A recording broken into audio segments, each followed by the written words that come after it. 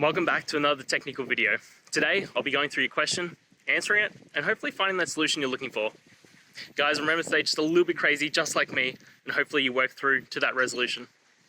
Let's get started.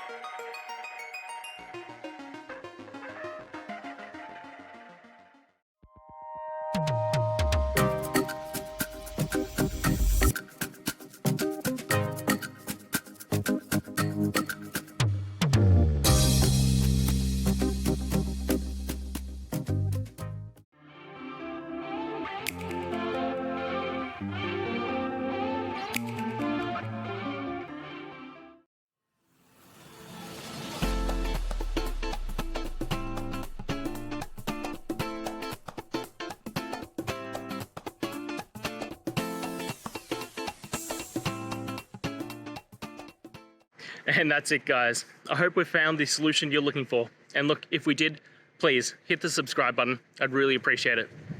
And until the next time you need technical help, I hope you have a good one.